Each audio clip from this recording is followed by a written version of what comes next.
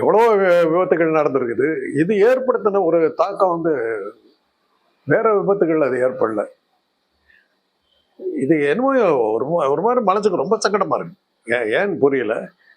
இதுக்கு முன்னாடி வந்து ஒரு ஒரு 30 40 வருஷத்துக்கு முன்னாடி அமெரிக்காவில இருந்து அமெரிக்காவில இருந்து நியூயார்க்ல இருந்து எங்கிருந்த வாஷிங்டன்ல இருந்து கிளம்பல ஃப்ளைட்டு இந்தியாவுக்கு வர்ற ஃப்ளைட்டு. அந்த ஃப்ளைட் அட்லாண்டிக் ஓஷன்ல விழுந்து அதுல இருந்து எல்லாரும் இறந்து போயிட்டாங்க. அது எந்த வகையில தாக்கம்னா அதுல இருந்த பெரும்பாலான பேசஞ்சர்ஸ் இந்தியர்கள். அதுல எனக்கு என்ன இதுன்னாக்க சேலத்தை சேர்ந்தவர்கள் 15 பேர் அதில் டிராவல் பண்ணாங்க. அப்படியே போயிட்டாங்க, எல்லாம் போயிட்டாங்க.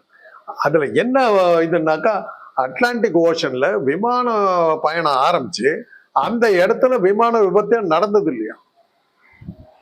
அவ்வளோ சேஃப் பிளேஸா அந்த இடத்துல, அந்த அட்லாண்டிக் கடல்ல அந்த இடத்துல அந்த விபத்தே நடக்காத இடத்துல நடந்ததுங்கிறது ஒரு பெரிய விஷயம். அது என்னன்னா அப்போ வந்து அதுக்கு அடுத்த ஃப்ளைட்ல இளையராஜா புறப்பட்டு வர்றாரு. அவர் எழுதுறாரு, தன்னுடைய அனுபவத்தில் எழுதுறாரு. அந்த பிளேன் புறப்பட்டு போகுது. நான் அவசரமா கேட்டிருந்தேன் டிக்கெட்டு. அவருக்கு அதில் அந்த அதில் கிடைச்சதா நம்ம தெரியல. அந்த பிளேன்ல போயிருக்கலாமோ, சீக்கிரமா போயிருக்கலாமே அப்படின்னு நினச்சிக்கிட்டு உட்காந்துட்டு இருந்தேன். ஒரு பிளேன் புறப்பட்டு ஒரு மணி நேரம் நாங்கள் லவுஞ்சில் உட்காந்துக்கிட்டு இருக்கோம். அந்த தகவல் வருது பிளேன் விழுந்துருச்சுன்னு. எனக்கு அடுத்த அப்படி ஃப்ளைட்டில் ஏறத்துக்கே யோசனையாக போயிடுச்சு.